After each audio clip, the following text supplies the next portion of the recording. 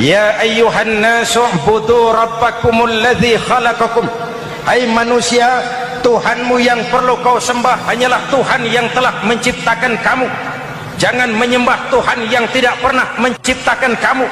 Mengapa kau menyembah harta padahal dirimu lebih berharga dari harta? Kenapa kau menyembah pangkat dan jabatan padahal dirimu lebih berharga dari pangkat dan jabatan?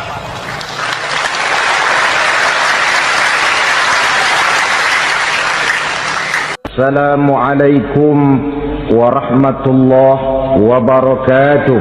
Waalaikumsalam warahmatullahi wabarakatuh.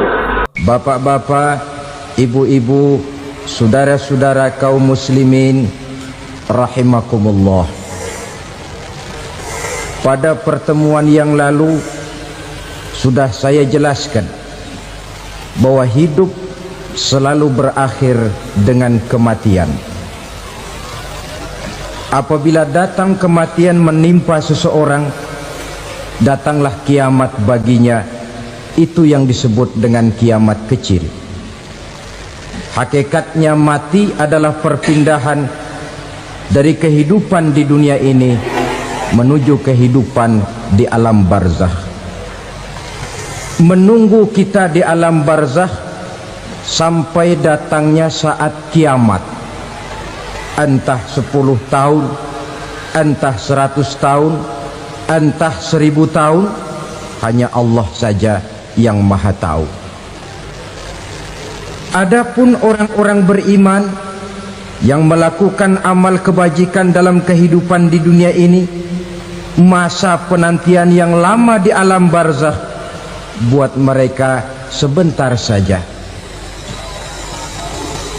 Tetapi bagi orang-orang kafir yang ingkar, yang tidak beriman kepada Allah, yang hidup di dunia cuma menumpuk-numpuk dosa, tentu penantian di alam barzakh akan merupakan waktu yang sangat lama. Bukankah dalam kehidupan kita waktu itu memang relatif? Contoh misalnya, bagi pemuda-pemudi yang sedang duduk asyik memadu cinta, waktu 4-5 jam saja rasanya cuma 4-5 menit, tenggelam oleh keasikan. Tapi buat orang yang berbaring di rumah sakit, meratap di balik-balik apa itu tembok derita kata lagu,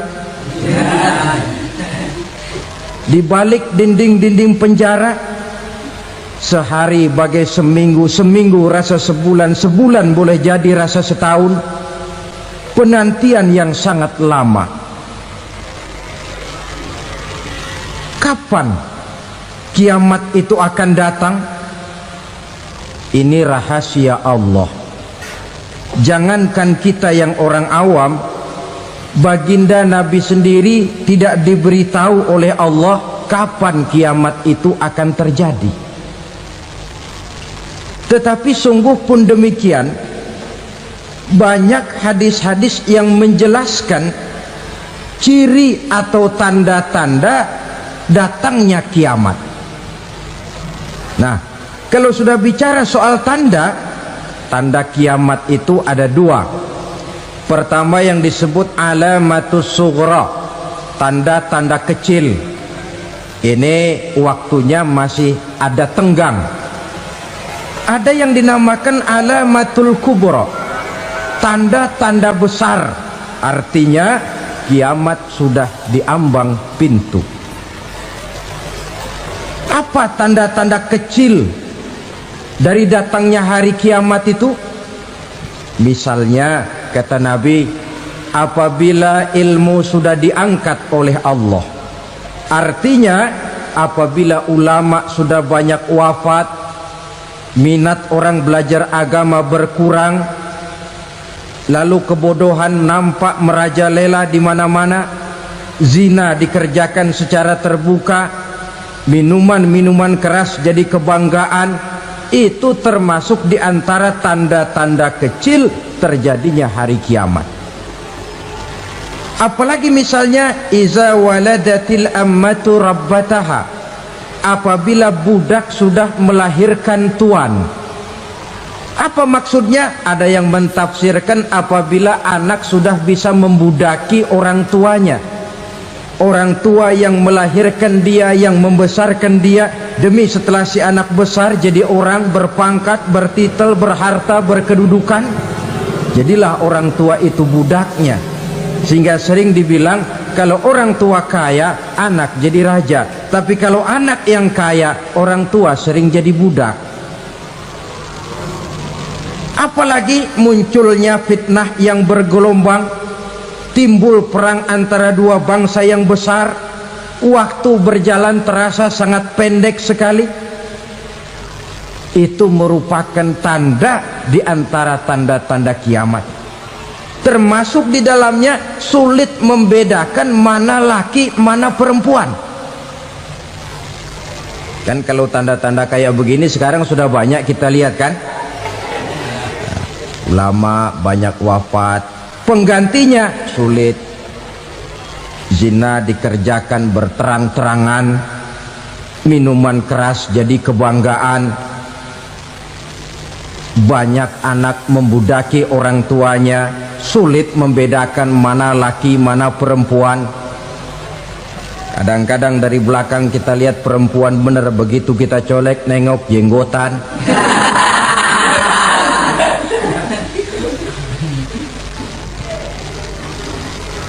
Ini termasuk tanda-tanda kecil, masih ada tenggang sampai akan terjadinya kiamat itu. Nah, yang dimaksud dengan tanda-tanda besar, ini tanda besar artinya kiamat sudah diambang pintu. Pertama, matahari terbit dari sebelah barat. Apabila matahari sudah terbit dari arah sebelah barat, tertutuplah sudah pintu taubat. Bersabda Nabi kita, la taqumus sa'atu hatta tatlu'a syamsu min maghribiha. Tidak akan datang hari kiamat sampai matahari terbit dari arah sebelah barat. Wa iza tala'at, manakala matahari telah terbit dari arah sebelah barat, wara'ahan nasu, manusia banyak menyaksikan itu, amanu ajma'un, mereka pun lalu beriman. Yang tadinya kafir, yang tadinya ingkar, yang tadinya membangkang, setelah melihat matahari terbit dari sebelah barat, buru-buru beriman, berlomba-lomba mengucap dua kalimat syahadat. Tapi apa yang terjadi? Kata Nabi, wadzalika hina la yanfa'u nafsan imanuha lam takun amanat min qabl. Hari itu adalah hari yang iman sudah tidak berguna lagi bagi seseorang apabila sebelumnya memang dia tidak pernah beriman. Au kasabat fi imaniha khaira, atau beriman tetapi tidak pernah melakukan kebajikan di dalam keimanannya itu. Hari yang sudah kasib, hari yang sudah terlambat, beriman tidak akan ada gunanya lagi. Ini pelajaran buat kita. Sebelum sang surya terbit dari sebelah barat, sebelum nafas sampai di tenggorokan, artinya pintu taubat masih terbuka. Kalau dua hal itu sudah terwujud, nafas sudah sampai di kerongkongan atau matahari sudah terbit dari arah sebelah barat, tertutuplah sudah pintu taubat. Tak ada lagi gunanya pangkat, jabatan, harta, bahkan beriman pun dalam suasana macam itu too late, kata orang Kulon. Sudah terlambat. Matahari terbit dari arah sebelah barat, itu tanda besar, artinya kiamat sudah diambang pintu. Lalu apalagi tanda besar? Munculnya Dajjal. Dajjal artinya pendusta-pendusta yang menyesatkan manusia. Ada dua macam Dajjal, saudara. Ada Dajjal kecil, ini Dajjal kelas 3. Kalau ini sejak zaman Rasulullah sudah ada itu, tiap zaman ada. Di zaman Rasulullah misalnya ada yang bernama Aswad al-Unsi dari Yaman, ada yang namanya Musailamah al-Kazzab dari Yamamah, ada yang namanya Ibnu Sayyad dari Madinah.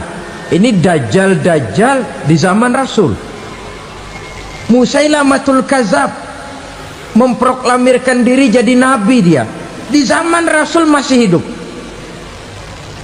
Ini dajjal zaman Nabi. Di zaman sahabat muncul dajjal-dajjal. Di zaman kita sekarang ini dajjal-dajjal pun gentayangan. Dajjal-dajjal kelas teri. Kerjanya mendustakan manusia, menyesatkan manusia, memalingkan manusia dari jalan yang benar dan diridhoi oleh Allah Subhanahu wa taala. Adapun yang merupakan tanda besar dari datangnya kiamat, dajjal-dajjal kelas kakap, pembohong-pembohong besar yang menyesatkan masyarakat manusia berpaling dari jalan Allah mengikuti jalan mereka. Apa sih ciri dajjal itu? Kata Nabi dalam hadis Bukhari Muslim, innad dajjala, sesungguhnya yang namanya dajjal itu yakhruju, satu saat akan muncul mendekati hari kiamat. Wa inna ma'ahu ma'an, si dajjal ini membawa air, wa naran, dan juga membawa api. Dua simbol. Di tangan yang satu dia bawa air, di tangan yang satu dia bawa api. Wa ammal ladzi yarahu an-nasu ma'an fanarun, adapun yang orang banyak lihat air, hakikatnya adalah api. Yang dilihat api, hakikatnya adalah air. Oleh sebab itu, kalau api yang ditawarkan, ambillah air. Kalau air yang ditawarkan, pilihlah api. Maksudnya apa ini? Ini bahasa simbol, saudara-saudara. Dajjal bicaranya seolah-olah untuk kepentingan manusia, menawarkan surga. Surga yang dia tawarkan hakikatnya neraka.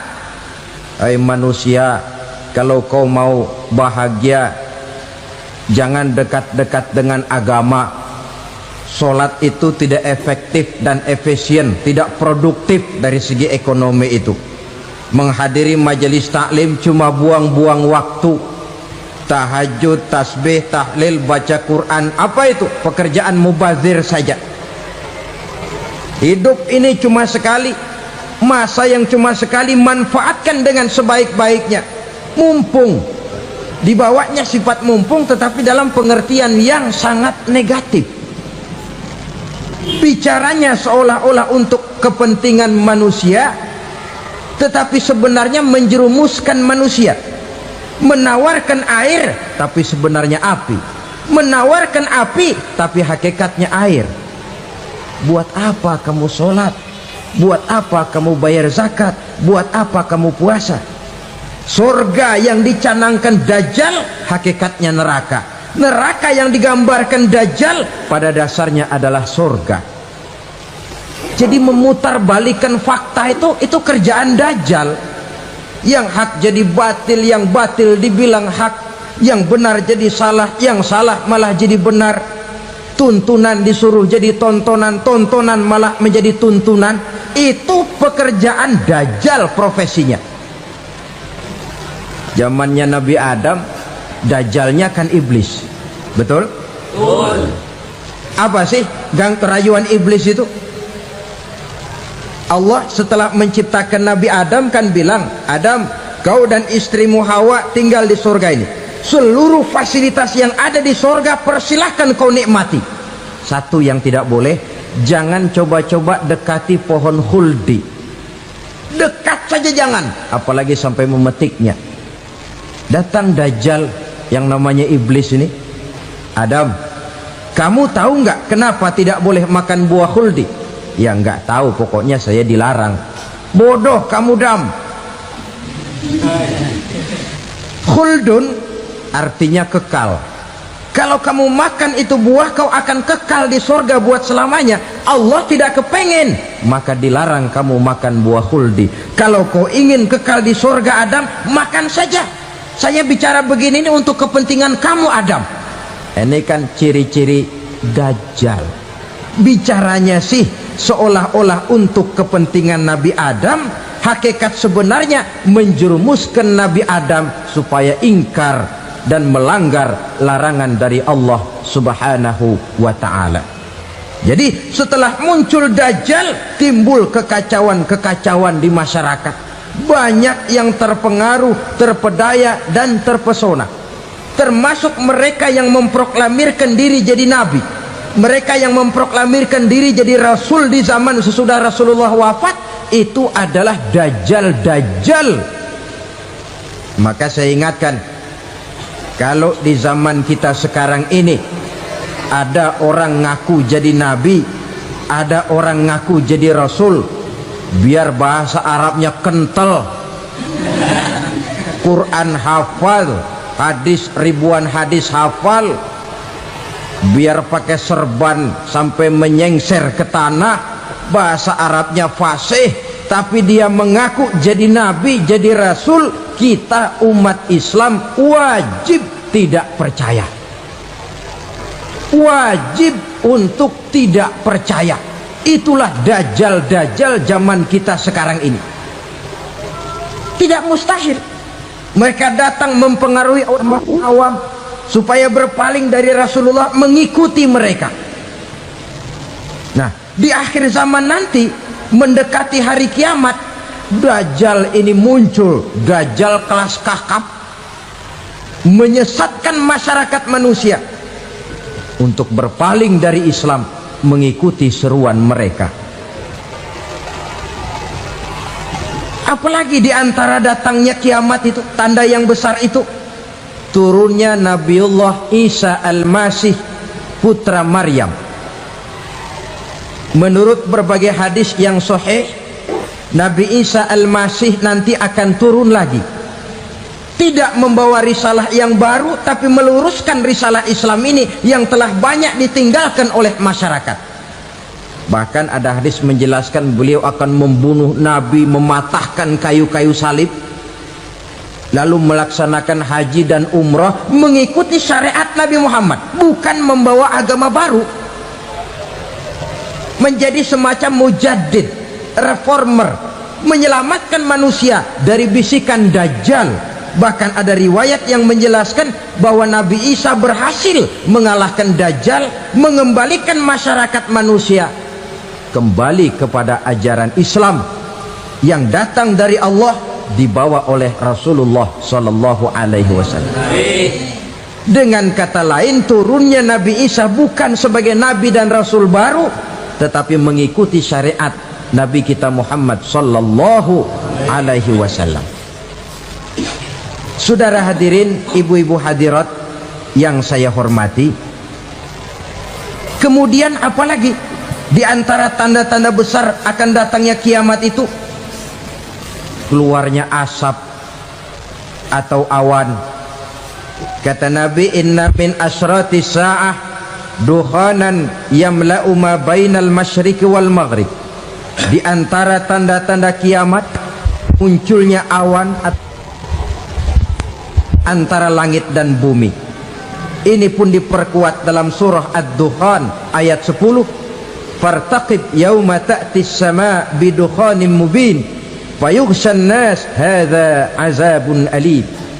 Bagi orang-orang yang beriman, mereka biasa-biasa saja, tapi bagi orang kufur, datangnya asap dan awan ini merupakan azab yang kelewat pedih. Barangkali sedikit mendekati gambaran tentang azab yang pedih ini, saya ingatkan alam pikiran kita kepada peristiwa yang belum lama terjadi. Pernah dengar berita bocornya reaktor nuklir di Chernobyl, Uni Soviet? Pernah dengar? Bocornya reaktor nuklir di Chernobyl yang mengakibatkan ratusan bahkan sangat mungkin ribuan nyawa. Cuma satu reaktor. Bagaimana kalau seluruh cadangan nuklir yang dimiliki oleh para negara adik kuasa ini diledakkan? Bahkan yang konon menurut catatan, cadangan nuklir yang dimiliki bersama oleh Amerika dan Rusia sekarang ini sudah sanggup memusnahkan 6 miliar manusia, 1,5 kali lebih banyak dari jumlah manusia yang nongkrong di permukaan bumi ini. Saudara-saudara hadirin yang saya hormati, lalu saat mendekati hari kiamat, apalagi tandanya? Setelah Nabi Isa wafat, pada saat turunnya yang kedua kali, lalu Allah meniupkan angin sejuk. Semua orang-orang beriman, orang-orang baik wafat, sehingga penghuni bumi ini cuma tinggal lagi terdiri dari orang-orang kafir. Tidak ada lagi di bumi ini yang bisa mengucapkan Allah. Hingga dalam hadis qudsi itu ada keterangan, innallaha azza wa jalla yaqulu li Israfil. Allah pernah pesan kepada malaikat Israfil, kata Allah, Israfil, idza sami'ta qailan yaqul Allah Allah fa akhirin nafakh 40 sanatan ikraman liqailiha. Hai Israfil, apabila kau dengar di permukaan bumi masih banyak orang yang mengucapkan Allah Allah, maka tunda sangkakala kiamat itu 40 tahun. Untuk apa? Ikraman liqailiha, menghormati orang yang mengucapkan Allah Allah itu. Wah, jadi karena sekarang masih banyak yang mengucapkan Allah, besar hatilah kita, masih jauh kiamat itu. Tapi jangan lupa, kiamat pribadi, kiamat kecil itu yang nggak kita sangka-sangka. Ajal datang mencabut nyawa, itu kiamat pribadi, dan itu yang pasti kita hadapi, dan itu yang membuat kita tidak boleh bersikap main-main di dalam kehidupan sekarang ini. Saudara hadirin yang saya hormati, tidak ada lagi orang-orang muslim. Seluruh penduduk dunia ini kafir.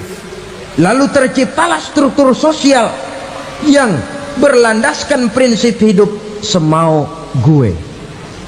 Bakal terjadilah prinsip di mana yang kaya menyantap yang miskin, yang kuat menindas yang lemah. Hidup sudah bagaikan di rimba belantara, berlaku hukum rimba. Siapa yang kuat dia yang menang, siapa yang lemah menjadi mangsa. Timbul kekacauan, maksiat merajalela, munkarat menjadi-jadi, sehingga isi bumi ini penuh dengan segala macam perbuatan dosa. Tidak ada perlunya lagi alam diperpanjang temponya. Datang saat yang sudah dijanjikan oleh Allah Azza wa Jalla, maka terjadilah yang disebut kiamat kubra, kiamat besar, kiamat ancur-ancuran. Bagaimana kejadian ini dimulai? Dalam surah Az-Zumar ayat 68, Allah Subhanahu wa taala berfirman, wa nufikha fis suri fasa'iqa man fis samawati wa man fil ardi illa man sya'allahu. Maka manakala ditiuplah sangkakala, terkejutlah seluruh yang ada di langit dan seluruh yang ada di bumi. Bila saat kiamat datang, Allah perintah malaikat Israfil, Israfil, tiup sangkakalamu. Ditiuplah sangkakala oleh malaikat Israfil. Yang akibat daripada tiupan itu, seluruh yang ada di langit, seluruh yang ada di permukaan bumi terkejut. Yang ada di langit siapa? Malaikat kan. Bayangin aja kalau malaikat kaget, apalagi kita. Terkejut seluruh makhluk yang ada di bumi, yang ada di langit mendengar suara sangkakala itu. Bunyinya tidak sanggup kita bayangkan dahsyatnya. ledakan nuklir, ledakan neutron, belum apa-apa ketimbang bunyi sangkakala malaikat Israfil ini. Nah, lalu mendengar bunyi sangkakala ini, gemparlah makhluk, kacaulah alam. Bumi gempa, planet-planet bertabrakan, gunung meletus, air laut tumpah ke darat, angin topan bertiup, halilintar menyambar. Lalu semua yang bernama hidup mati total. Mati bareng tanpa persiapan. La haula wala quwata illa billah. Saya kadang-kadang dalam tafakur bermohon, ya Allah, mudah-mudahan saya nggak nemuin kiamat beneran. Ngeri, nggak bisa kita bayangkan macam apa suasana seperti itu. Allah saja banyak memberikan gambaran, misalnya Al-Qari'ah, wa mal qari'ah, wa ma adraka mal qari'ah. Kejadian yang menggemparkan. Tahukah kamu apa kejadian yang menggemparkan itu? Yauma yakunun nasu kal farasil mabsus wa takunul jibalu kal ihnil manfus. Pada saat itu manusia berterbangan bagai kupu-kupu, gunung berterbangan seperti kapas ditiup angin. Gunung saja macam kapas, konon lagi manusia. Kematian total, mulai semut sampai gajah mati, jin mati, iblis mati, malaikat mati. Oh, malaikat saja mati. Saudara hadirin yang saya hormati, kematian total yang tanpa persiapan. Orang bilang, Pak, kalau mati bareng begitu yang repot malaikat maut dong ya, cabut sana, cabut sini. Itu kalau menurut logika kita, mestinya begitu menurut logika. Tapi logika juga yang nggak perlu serepot itu. Sebab untuk mematikan listrik di wilayah DKI, di wilayah Jakarta, nggak perlu tiap rumah didatengin, matiin, ya lama. Cukup dari kantor pusatnya saja PLN, tekan satu tombol, gelaplah seluruh Jakarta. Saudara hadirin yang saya hormati, kematian total. Lalu setelah kematian total, planet-planet juga mati, dalam arti tidak bergerak dan beredar. Angin mati, dalam arti tidak bertiup. Air mati, dalam arti tidak ada riak gelombang. Pokoknya semua mati. Kullu nafsin za'iqatul maut, semua yang bernafas mati. Dalam ayat lain, kullu man 'alaiha fan, semua yang ada di permukaan bumi fana. Yang kekal cuma Allah Subhanahu wa ta'ala. Yang paling belakang mati malaikat maut dan malaikat Israfil. Tapi mati juga sesuai dengan janji Allah. 10 lamanya. Tidak dijelaskan oleh Abi Hurairah 40 jam, apa 40 hari, apa 40 tahun. Hadis-hadis cuma menyebutkan 40 saja. Sunyi alam, yang tinggal cuma Allah saja lagi. Ketika itu Allah berseru-seru, katanya, limanil mulkul yauma, siapa para penguasa hari ini? Mana itu raja-raja dan penguasa yang dulu mengaku jadi Tuhan? Fir'aun, mana Fir'aun sekarang? Yang dulu jadi raja, merasa berhasil, sombong, lalu tidak mau turun-turun dari kekuasaannya, sampai kepada puncak kekurang ajarannya, mengangkat diri jadi Tuhan. Mana itu Fir'aun? Namrus, mana sekarang Namrus? La ilaha illa ana, ternyata tidak ada Tuhan lain selain daripada aku, kata Allah.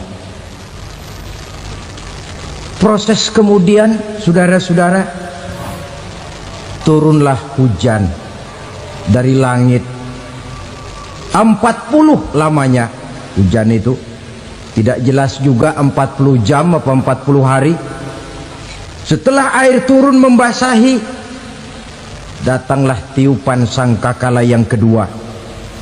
Semua yang bernama mati bangkit dari kuburnya masing-masing. Ini yang disebut Yaumul Ba'thi, hari kebangkitan. Allahu Akbar. Pada saat kita bangkit dari kubur kita masing-masing, kumpul di padang mahsyar namanya.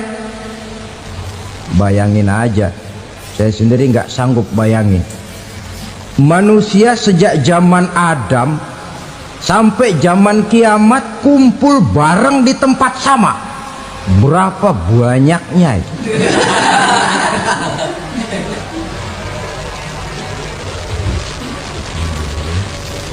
Dan yang luar biasa menurut satu riwayat, pada saat bangkit itu, Masya Allah, roman muka kita berubah, disesuaikan dengan amalan kita waktu di dunia ini.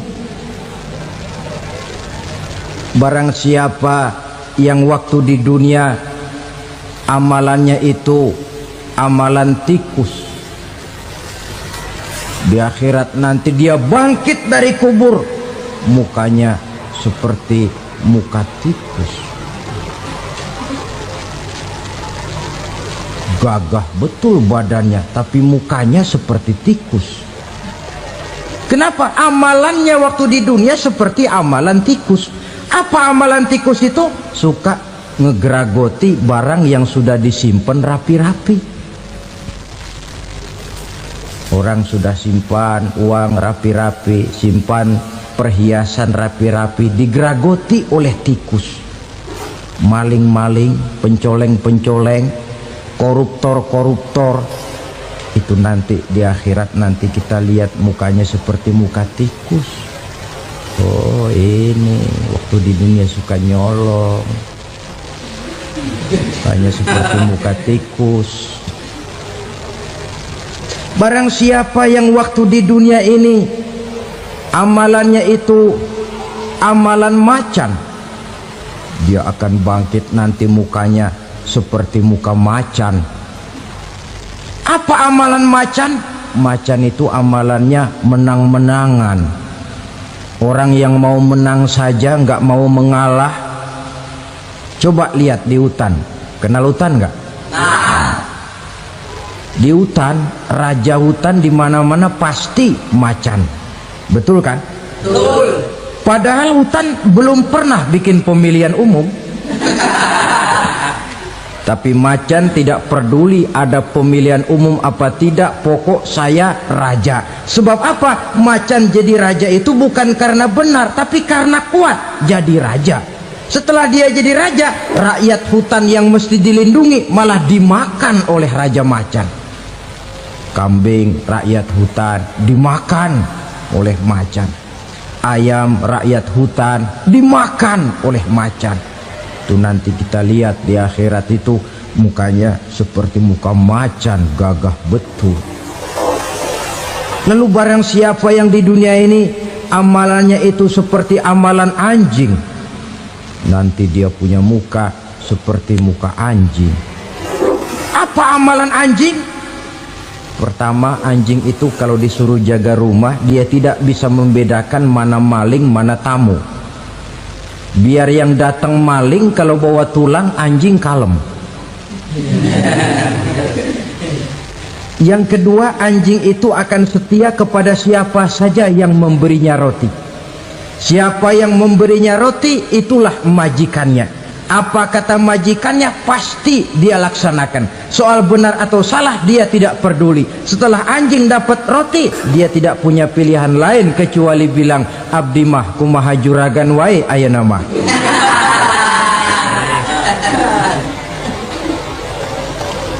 Saudara hadirin yang saya hormati, berkumpul di padang mahsyar, tiap orang sibuk dengan persoalannya masing-masing. Matahari waktu itu didekatkan oleh Allah, panas luar biasa. Ada yang saking panasnya itu mencucurkan peluh keringat sampai sebatas mata kakinya. Ada yang keringatnya sampai sedengkulnya, ada yang keringatnya sampai sepusatnya, ada yang keringatnya mengalir sampai sebahunya, ada yang kelelap oleh keringatnya sendiri, sementara orang di sampingnya nggak apa-apa. Bergantung lagi amalan dia waktu di dunia ini. Saudara-saudara, sebagian orang dalam kepanikan padang mahsyar berombong-rombong datang mereka menghadap Nabi Adam. Ya Adam, anta abal bashar. Hai Adam, Tuhan adalah bapak moyang manusia. Kami sebentar lagi akan disidang, dimintakan pertanggungan jawab. Tolonglah kami, hai Adam. Kata Nabi Adam, jangankan nolongin sampean, saya sendiri tanggung jawab di hadapan Allah ketika dulu tidak boleh makan khuldi, saya serobot. Sudahlah, urus diri masing-masing saja, nafsi. Begitu kata Nabi Nuh, begitu kata Nabi Ibrahim. Tiap orang bertanggung jawab sendiri-sendiri. Ketika itulah saudara-saudara, nikmatnya menjadi umat Nabi besar Muhammad sallallahu alaihi wasallam. Sebab apa? Walaupun menurut abjad kita ini umat paling belakang, paling belakang kita ini toh, karena Nabi Muhammad adalah Nabi akhir, tapi akan dihisap lebih dulu, lewat di atas sirat lebih dulu, masuk surga lebih dahulu ketimbang umat-umat belakangan. Ketika Rasul mendekati ajal, beliau tanyakan itu kepada malaikat Jibril. Malaikat Jibril berkata, Muhammad jangan khawatir, Allah sudah berjanji, inni haramtul jannata ala sairil anbiya hatta tadkhulaha anta wa haramtuha ala sairil umami hatta tadkhulaha ummatuka. Surga aku haramkan buat seluruh nabi kecuali kalau engkau Muhammad sudah masuk ke dalamnya, dan surga aku haramkan buat seluruh umat kecuali kalau umatmu Muhammad sudah masuk ke dalamnya. Logikanya, walaupun menurut abjad kita umat paling belakang, bakal dihisap paling dulu, lewat di atas sirat paling dulu, masuk surga paling dulu, kalau mampir ke neraka juga paling ya resiko. Jangan mau enaknya aja paling dulu. Saudara hadirin yang saya hormati,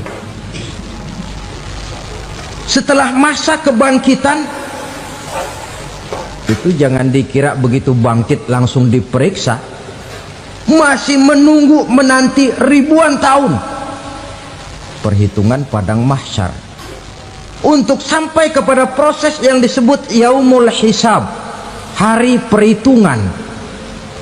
Seorang demi seorang bakal dipanggil. Bayangkan saja, yang kita se-RT saja di absen, kadang-kadang perlu waktu lama. Ini manusia sejak zaman Nabi Adam sampai datang hari kiamat, satu demi satu disidang di hadapan Qadhi Rabbul Jalil. Status sosial copot sudah waktu itu. Yang pernah jadi hartawan di situ tidak lagi kelihatan kehartawanannya. Yang pernah jadi jenderal tidak lagi dipanggil jenderalnya. Yang ustadz tidak lagi dipanggil al-mukarramnya. Seluruh status sosial selesai. Dipanggillah kita seorang demi seorang menghadap Qadhi Rabbul Jalil. Bagaimana proses penghisaban itu? Pertama, proses tanya jawab. Di antaranya ada hadis menyatakan, lan tazula qadama 'abdin yaumal qiyamah hatta yus'ala an arba'i khisalin. Besok di hari kiamat tidak akan bergeser telapak kaki seorang hamba sampai dia ditanya lebih dulu tentang 4 persoalan. Tentang ilmunya, Kemana ilmu itu diamalkan? Tentang umurnya, di mana umur itu dihabiskan? Tentang masa mudanya, kemana masa muda itu dipakai? Tentang hartanya, dari mana harta itu didapat dan kemana harta itu dibelanjakan. Ini termasuk proses tanya jawab. Jadi kalau istilah pengadilan dunia, nama Fulan bin Fulan. Kamu waktu di dunia diberikan umur panjang untuk apa? Pernah mengalami masa muda, kemana kau habiskan masa remajamu? Kau diamanahkan ilmu, dengan apa ilmumu kau amalkan? Kau diberikan harta, dari mana harta kau dapat, kemana kau belanjakan? Tak seorang pun yang bisa mungkir. Sebab apa? Dikala itu yang menjadi saksi bukan orang. Yang menjadi saksi adalah seluruh anggota badan kita.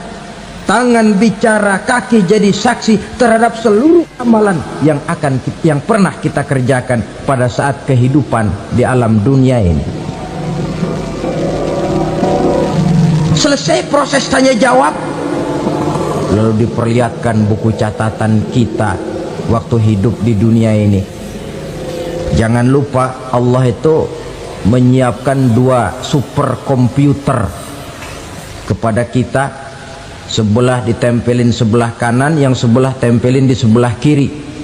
Komputer itu namanya Raqib dan Atid, 2 malaikat yang apabila baik kita lakukan, refleks saja akan menulis kebajikan kita.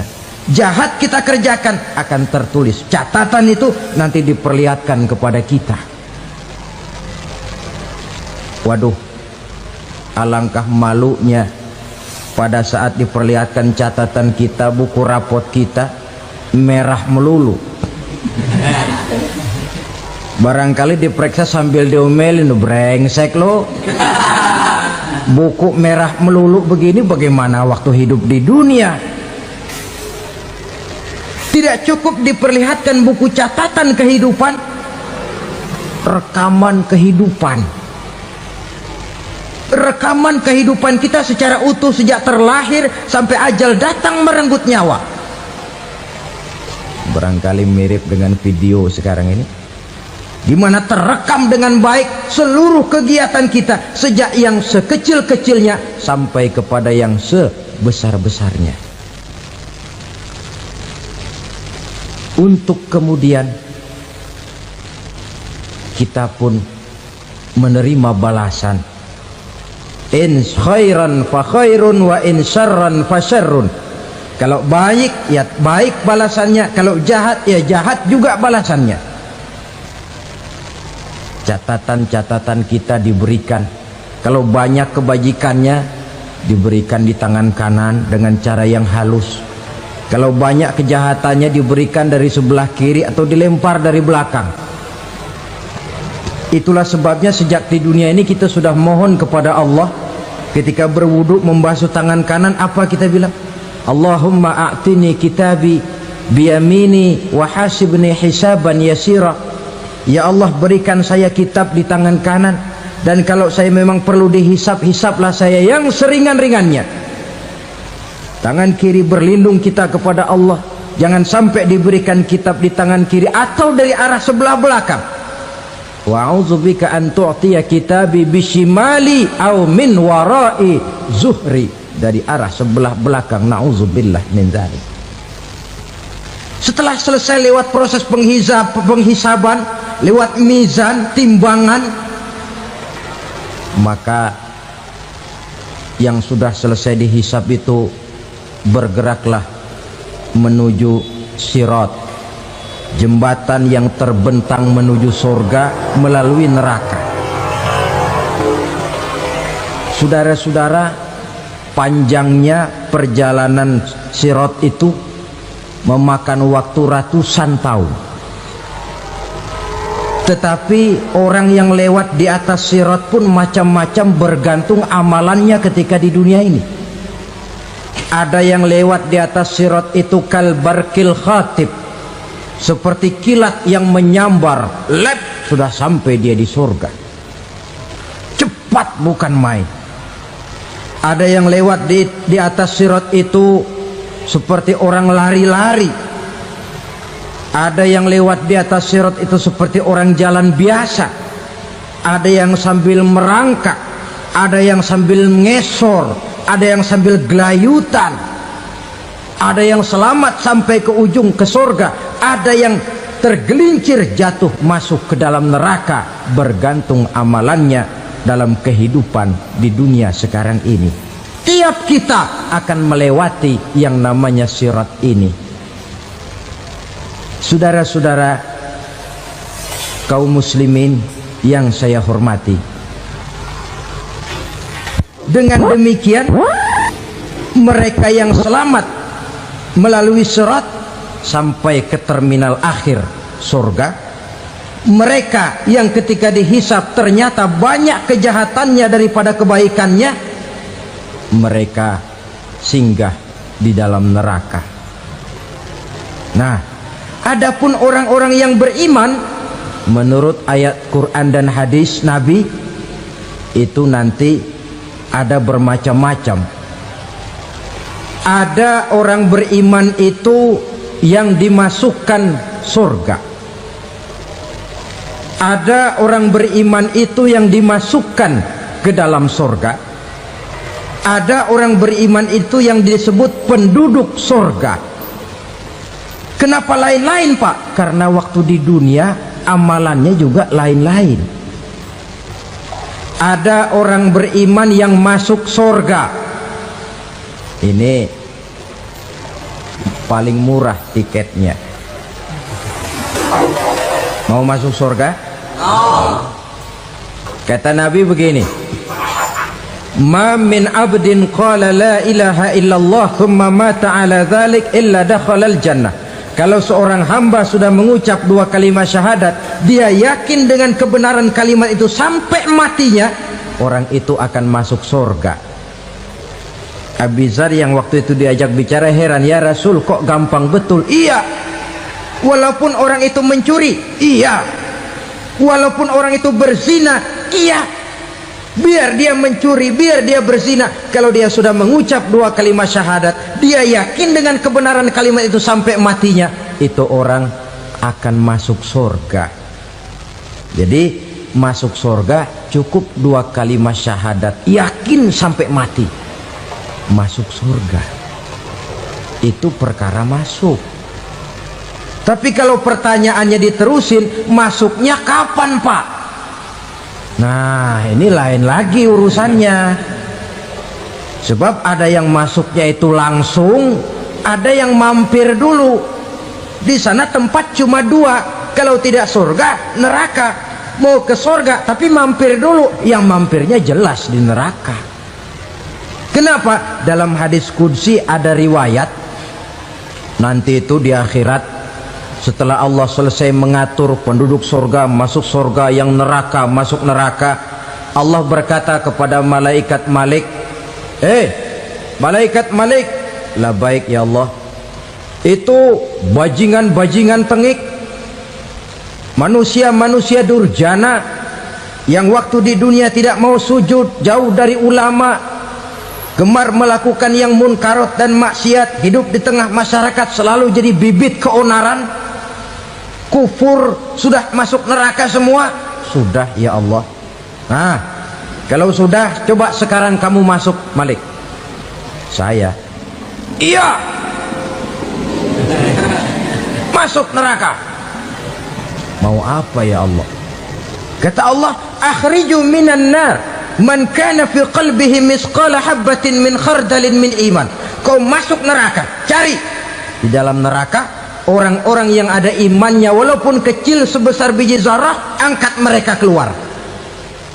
Masuk malaikat Malik ke neraka, cari orang yang ada imannya, korek-korek. Ya repot, udah pada gosong. Yang ada imannya diangkat ke atas, yang ada imannya diangkat ke atas, lalu dimandikan di Nahrul Hayat, namanya sungai kehidupan di akhirat nanti. Cakep lagi rupanya, bersih lagi wajahnya, apel di hadapan Allah. Kata Allah, bagaimana mas? Kapok enggak sampean? Kapok ya Allah. Nah, kalau kapok, idhab fadkhulil jannah, pergi masuk surga sana. Berangkat mereka ke surga, ketemu sama teman-temannya yang udah sampai lebih dulu, yang nggak pakai mampir lagi. Terjadi dialog. Kata teman-temannya yang udah pada nyampe duluan, Mas, iya, emang baru sampai? Oh, saya baru sampai. Memang mampir di mana dulu, Mas? Kita sudah lama sampai di surga. Saudara buka surah Al-Muddatsir ayat 34-35. Ma salakakum fis saqar? Kenapa kamu mampir di neraka Saqar? Qalu lam naku minal musallin. Mereka menjawab, kami mampir di neraka Saqar, Mas, gara-gara dulunya kami waktu di dunia tidak pernah sholat. Tidak pernah sholat? Tidak pernah. Kan rumahnya dekat masjid, cuma dekat doang, Mas. Sholat mah enggak saya. Enggak pernah ngasih makan fakir miskin, enggak pernah hadir di majelis taklim, pendeknya enggak pernah melakukan kebajikan. Maka saya pun mampir di neraka Saqar. Untung betul saya punya iman, Mas, sedikit. Waktu hidup di dunia dulu saya pernah mengucap 2 kalimat syahadat. Sekali-kalinya waktu mau kawin. Masya Allah. Untung saja kawin. Kalau nggak kawin polos.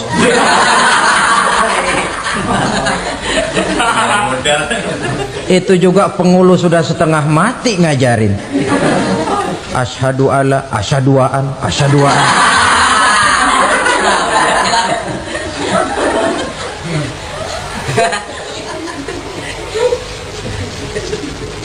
Ini namanya masuk surga, ada mampir dulu.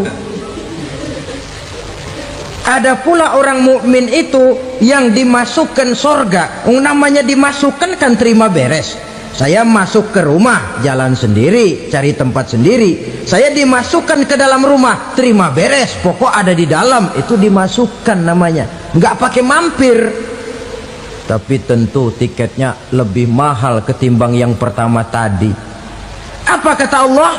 Innal ladzina amanu wa amilus solihat la ukaffiranna anhum sayyi'atihim wa la udkhilannahum jannah.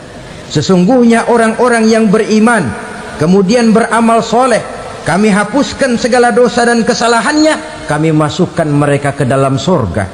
Lihat ayatnya, Allah yang memasukkan, kita yang dimasukkan.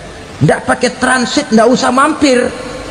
Cuma tidak cukup syahadat, tidak cukup amanu, tapi diiringi dengan wa'amilus salih. Iman, amal. Tidak cukup syahadat, lalu dibuktikan dia sholat, dia zakat, puasa, lalu dia melakukan berbagai macam kebajikan. Ini yang menyebabkan dia tidak pakai mampir di tempat yang bernama Saqar. Lalu ada pula orang mukmin itu yang disebut penduduk surga. Wah, ini sudah VIP ini. Ashabul jannah, penduduk surga. Siapa mereka? Kata Allah, innal ladzina amanu summa istaqamu fala khaufun 'alaihim wala hum yahzanun ulaika ashabul jannah hum fiha khalidun. Sesungguhnya orang-orang yang beriman lalu istiqamah, tetap dalam melaksanakan perintah Allah, tidak goyah, tidak labil tapi stabil, istiqamah, mereka tidak takut dan tidak bersedih hati. Merekalah penduduk surga. Iman, istiqamah. Tidak punya duit, sembahyang. Banyak duit, sembahyang. Miskin, sembahyang. Kaya, tetap sembahyang. Istiqomah. Kadang orang kalau susah rajin ke masjid, banyak duitnya ngelihat masjid melengos. Waktu miskin hamba Allah, setelah kaya jadi hamba harta. Bergeser, tidak ada nilai istiqomahnya. Saudara-saudara, dengan begitu penduduk neraka itu dua. Ada penduduk permanen, ada penduduk yang semi permanen. Yang semi permanen orang-orang beriman yang mempunyai dosa besar. Mereka masuk ke neraka untuk menerima azab sesuai dengan dosanya. Bila selesai masa azab itu, mereka akan diangkat untuk ditempatkan kembali ke dalam surganya Allah Subhanahu wa ta'ala. Nah, dikala itulah saudara-saudara, ada yang disebut syafaat dari Rasulullah Sallallahu Alaihi Wasallam. Tapi tentu jangan lupa, syafaat ini ibarat kain menambal dia. Kita punya kain bolong-bolong sedikit, syafaat yang menambal. Solat kita ada kurang dikit, sedekah kita ada campur riak dikit, amalan kita ada tidak karena Allah dikit, kita berharap syafaat. Jadi biarlah kain masih bolong-bolong, yang penting punya kain. Tapi kalau kainnya tidak ada, yang ditambal apanya? Solat tidak, puasa tidak, zakat tidak, berharap syafaat saja. Ya, terlalu berlebihan itu. Saudara hadirin yang saya hormati, apabila selesai proses penghisaban, proses penghitungan, maka dikala itulah manusia terbagi dalam dua kelompok besar. Fariqun fil jannah wa fariqun fis sa'ir. Sekelompok orang-orang beruntung yang masuk ke dalam surga, dan sekelompok lagi masuk ke dalam neraka. Akan memakan waktu untuk menceritakan sifat surga dan neraka, tapi insya Allah pada kesempatan pertemuan lain saya sampaikan. Namun sebagai gambaran umum cukuplah saya sampaikan sebuah hadis qudsi. Allah jelaskan, a'dadtu li'ibadiyas salihin ma la ainun ra'at wa la uzunun sami'at wa la khatara fi qalbil bashar. Aku sediakan buat hamba-hambaku yang soleh, yang tidak pernah terlihat oleh mata, tidak pernah terdengar oleh telinga, dan belum pernah terdetik dalam hati manusia. Jadi kenikmatan surga belum pernah dilihat mata, belum pernah didengar telinga, belum pernah terdetik dalam hati. Pedihnya azab neraka belum pernah terlihat mata, belum pernah terdengar telinga, belum pernah terdetik dalam hati.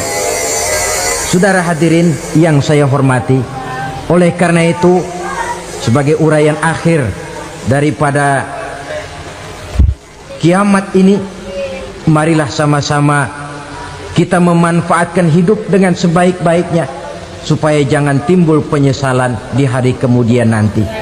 Mudah-mudahan kita seluruhnya diselamatkan Allah dari azab neraka dan mendapat surga dan ridhonya. Sekian dan demikianlah pertemuan kita kali ini. Ini watak munafik. Kalau dilihat Islam menguntungkan, rame-rame teriak Islam. Ketika diminta berjihad, diminta berkorban, diminta zakat, rame-rame mengundurkan diri. Saya bangkrut pak, saya miskin pak, saya pailit pak. Mental itu dalam awal-awal Baqarah dijelaskan. Kullama adha'a lahum masyaw fih wa idza adlama alaihim qamu. Kalau terang mereka berangkat, kalau gelap mereka mandek. Itu ciri orang munafik beragama. Kalau Islam menguntungkan, rame-rame teriak Islam. Ketika diminta berjihad, berkorban, berjuang, rame-rame mengundurkan diri. Membentuk kualitas sumber daya manusia dengan menanamkan nilai-nilai keimanan, membebaskan dari ketergantungan kepada benda. Ya ayyuhan nasu u'budu rabbakumul ladzi khalaqakum. Hai manusia, Tuhanmu yang perlu kau sembah hanyalah Tuhan yang telah menciptakan kamu. Jangan menyembah Tuhan yang tidak pernah menciptakan kamu. Mengapa kau menyembah harta padahal dirimu lebih berharga dari harta? Kenapa kau menyembah pangkat dan jabatan padahal dirimu lebih berharga dari pangkat dan jabatan?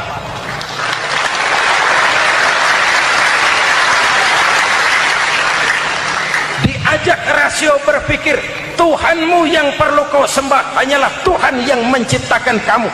Dan Tuhan yang menciptakan kamu itu Tuhan yang lam yalid walam yulad, yang laisa kamislihi syai'un, dan itulah Allah Subhanahu wa ta'ala.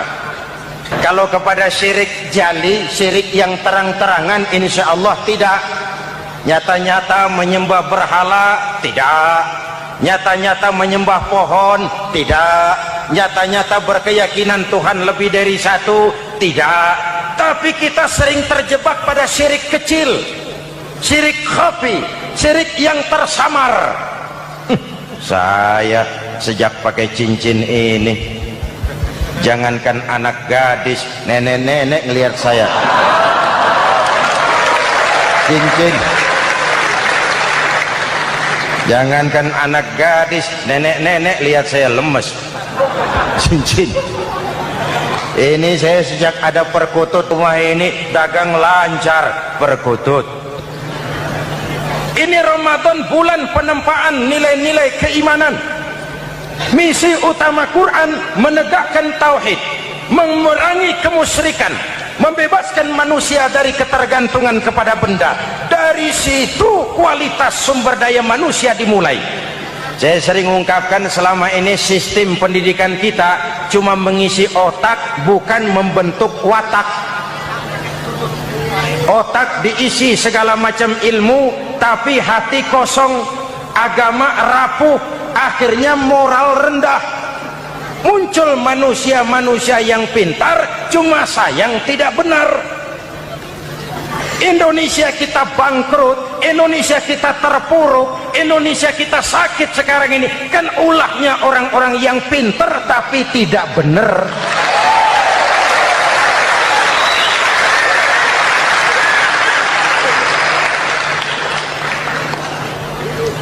Dan kalau saya bicara kayak begini, ini bukan pidato politik, ini nurani politik naon kadut.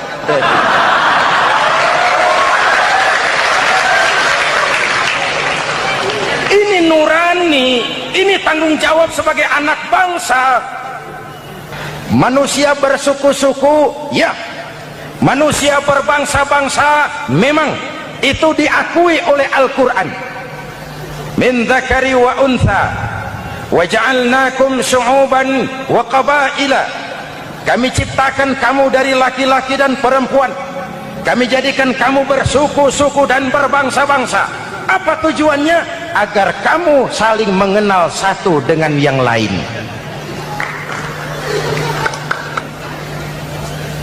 Yang terlepas dari ras, dari manapun orang datang, apapun warna kulitnya, dari suku apapun ia dilahirkan, kalau akidahnya sama, itu kan saudara kita.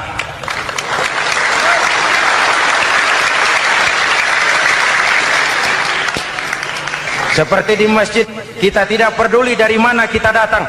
Yang datang dari kidul, madep ngulon mang. Yang datang dari sebelah lor, madep ngulon mang. Yang datang dari sebelah wetan, madep kulon mang. Yang datang dari kulon, madep ngulon. Bukan soal dari mana kau datang, tapi satu arah menghadapmu. Kau mau Betawi, mau Sunda, mau Jawa, mau Padang, mau Aceh, mau Batak, mau Ambon, kita satu nusa, satu bangsa, satu bahasa. Marilah kita jadi lem perekat buat lingkungan kita di saat keutuhan kita sebagai bangsa sedang dalam ujian berat. Semangat kebersamaan atas dasar keadilan. Tidak ada mayoritas menekan minoritas. Umat Islam itu kalau besar, dia mampu melindungi yang kecil. Kalau kecil, dia bisa menjaga diri. Tiap sholat Jumat khatib berpesan pada akhir khutbah kedua, innallaha ya'muru bil adli wal ihsan. Innallaha ya'muru bil adli wal ihsan. Allah memerintahkan kamu menegakkan keadilan dengan argumen, bukan dengan sentimen. Mengajak, bukan mengejek. Merangkul, tidak untuk tujuan memukul. Kalau sebagai bangsa kita utuh, kompak dan bersatu, saya yakin kita akan bisa mengatasi kesulitan-kesulitan sekarang ini.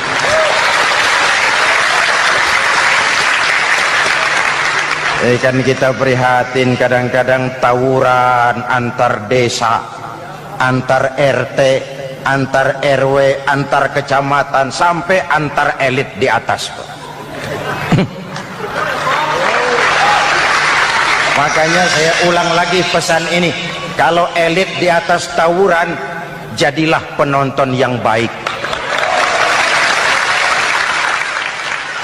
Saudara-saudara kaum muslimin yang saya cintai, Kita prihatin, kita seakan tercabut dari akar budaya kita sebagai bangsa. Kenapa kita yang berfalsafahkan Pancasila, kenapa kita yang berketuhanan yang Maha Esa tiba-tiba jadi beringas dan brutal?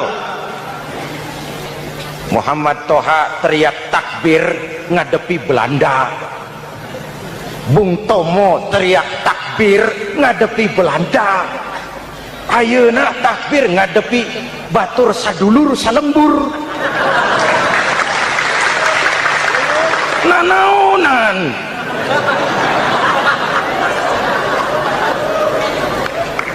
Bung Tomo teriak takbir, Muhammad Toha teriak takbir, yang dihadapi jelas penjajah Belanda. Kita ngadepi saudara sendiri, Allahu Akbar, yang sana teriak Allahu Akbar, setan tepuk tangan di tengah. Yuk kita rukun, yuk kita kompak, yuk kita bersatu, yuk. Ada maling ayam ketangkap, disiram bensin, dibakar hidup-hidup. Kok kita bisa begitu? Street justice, pengadilan jalanan mulai tegak. Iyalah kita tidak puas dengan kerja aparat kita, tapi jangan main hakim sendiri. Ini negara, bukan hutan.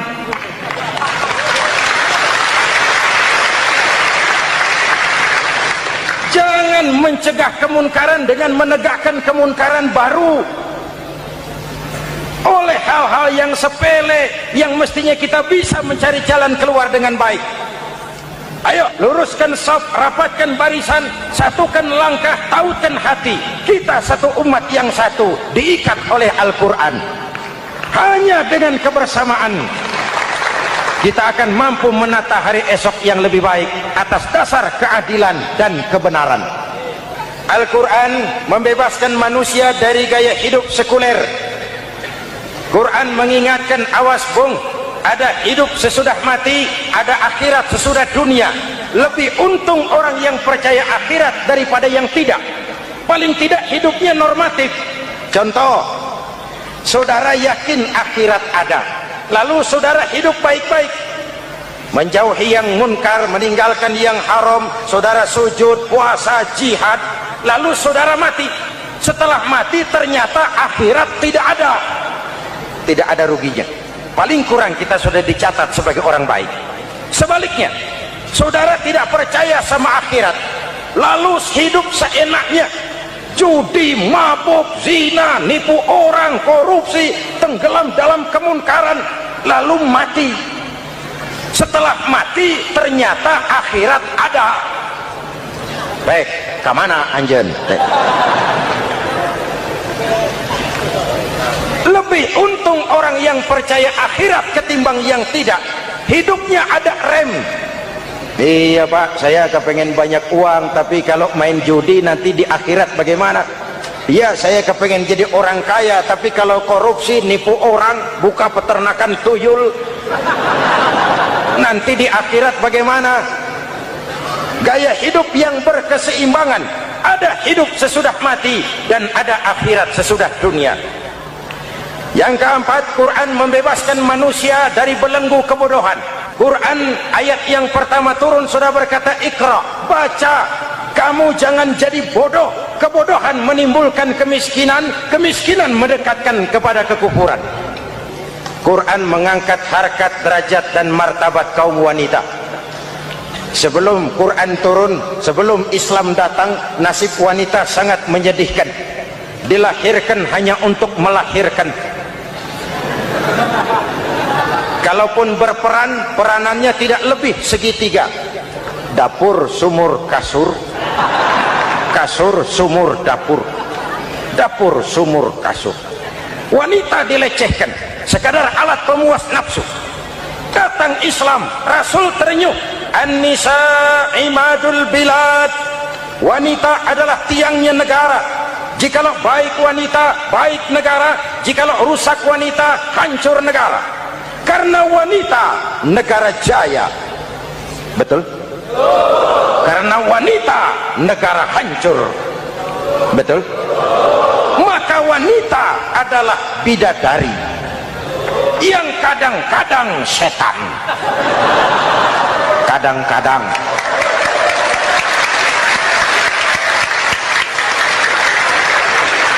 Ini yang hadir di sini bidadari semua. Ibu bapak, saudara-saudara hadirin yang saya hormati. Lalu bagaimana sikap kita terhadap Al-Quran? Quran sendiri menjelaskan, "Tsumma awrasnal kitaba alladzina istafaina min ibadina." Kemudian kami wariskan kitab Al-Quran yang kami pilih buat hamba-hamba kami yang terpilih. Luar biasa. Umatnya umat pilihan, Rasulnya Rasul pilihan, kitabnya pun kitab pilihan. Kami wariskan Al-Quran kepada hamba-hamba kami yang kami pilih. Bagaimana sikap mereka setelah menerima Al-Quran? Terbagi tiga. Pertama, faminhum zalimun linafsihi.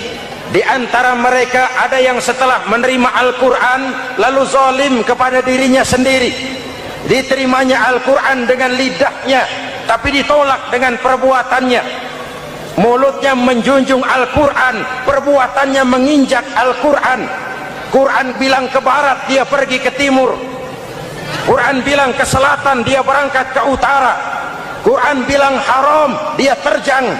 Quran bilang halal, dia tidak mau. Orang seperti itu tidak zalim kepada Allah, tapi zalim kepada dirinya sendiri. Apakah mudah-mudahan kita yang termasuk golongan ini, amin. Yang kedua, wa minhum muqtasid. Di antara mereka ada yang menerima Quran 50-50, separuh-separuh. Yang enak dilaksanakan, yang berat ditinggal. Padahal pada sisi lain Quran mengajarkan masuklah ke dalam Islam secara total, kafah, jangan separuh-separuh. Golongan yang ketiga, ini yang ideal. Wa minhum sabiqum bil khairati biiznillah. Di antara mereka ada yang setelah menerima Al-Quran lalu berlomba-lomba mengamalkannya, berlomba-lomba melaksanakannya. Jangan sampai yang baca Quran dengan suara merdu dapat piala, yang mengamalkan Quran dengan konsekuen dapat penjara.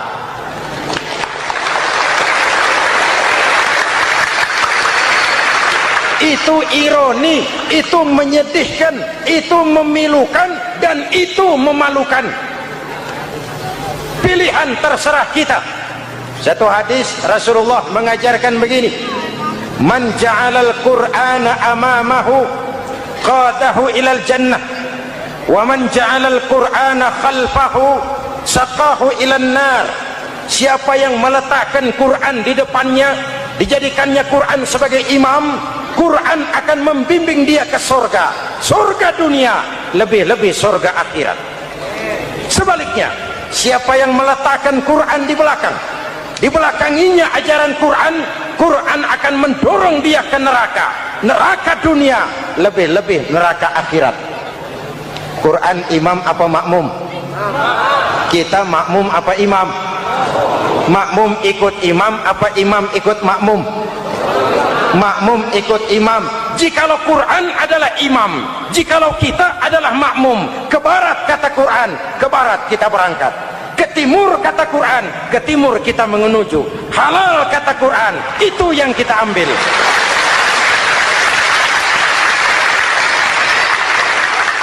Ini laki-laki ini seneng nggak sama perempuan? Normal. Kalau nggak seneng saya ragu-ragu. Perempuan seneng nggak sama laki-laki?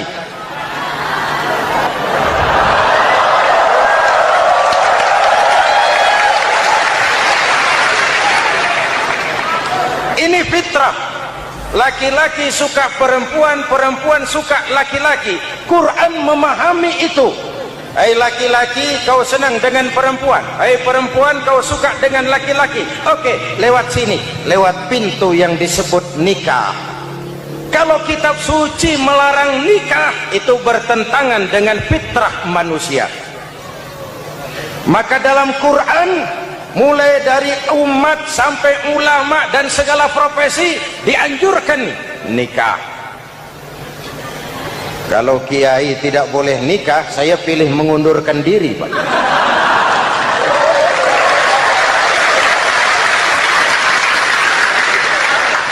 Itu bertentangan dengan fitrah. Lagian mubazir dikasih perabotan nggak dipakai.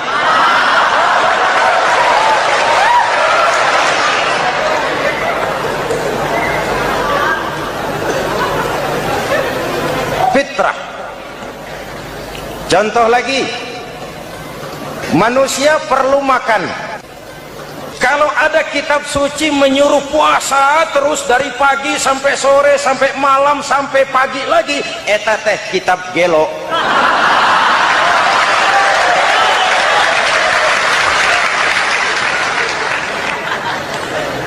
Quran sesuai dengan fitrah, puasa mulai dari imsak sampai datang waktu maghrib. Puasa ngebleng dari pagi sampai sore sampai malam merusak kesehatan.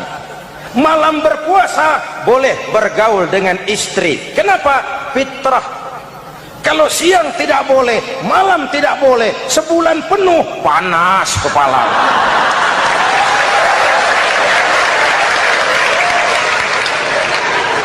Rontok rambut. Hadirin yang saya hormati, itu yang pertama.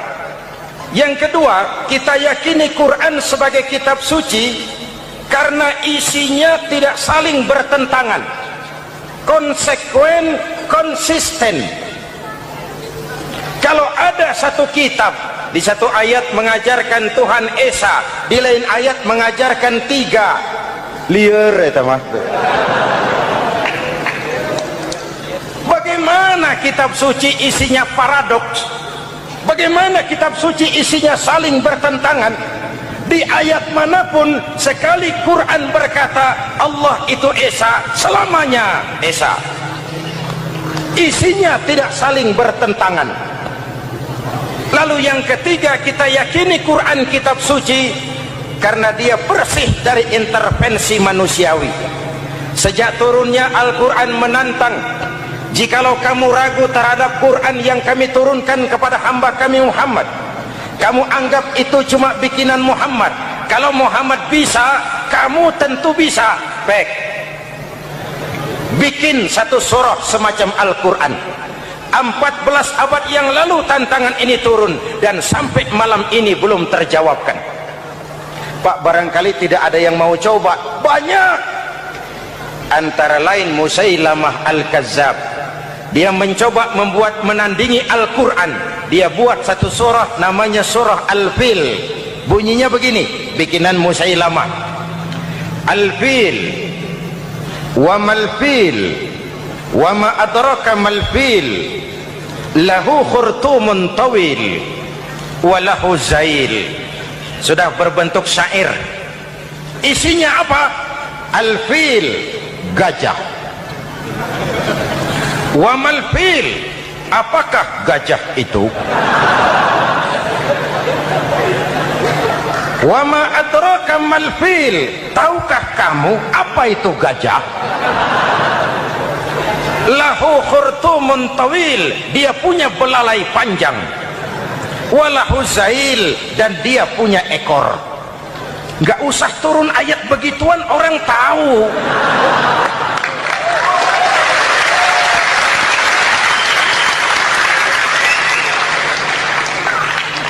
Kalau redaksi mendekati, maka isi jauh panggang dari api. Kitab suci bersih dari campur tangan manusiawi. Maka Al-Quran, ke bahasa apapun dia diterjemahkan, naskah aslinya tetap ikut. Dia boleh diterjemahkan ke bahasa Sunda, bahasa Jawa, bahasa Padang, bahasa Inggris, bahasa Jerman, bahasa Belanda, naskah aslinya tetap ada. Kenapa? Bahasa ke bahasa perbedaannya sering frontal. Kalau dari gelas menjadi gelas, eta mah caket. Dari lem menjadi lampu, itu masih serumpun. Tapi cokot Sunda dengan cokot Jawa itu jauh bedanya. atos Sunda dengan atos Jawa itu jauh. Ulama Sunda sama ulama Jawa nggak pernah akur kalimat atos ini.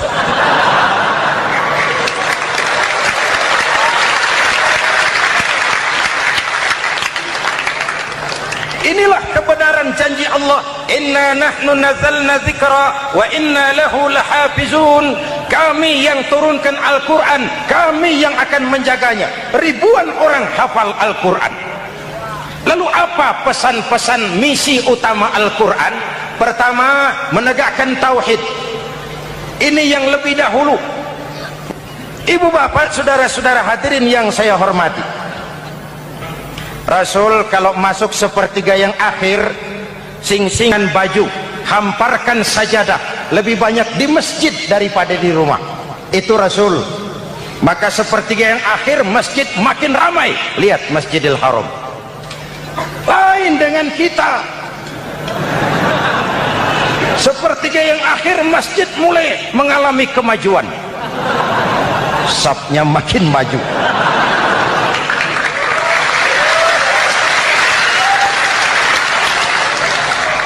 Pasar ramai, terminal beludak. Padahal sepertiga yang akhir itu puncak. Padahal di situ nilai tambah. Dan anggap ini Ramadan terakhir yang diberikan Allah kepada kita. Kenapa? Memang tidak ada jaminan tahun depan ketemu Ramadan lagi.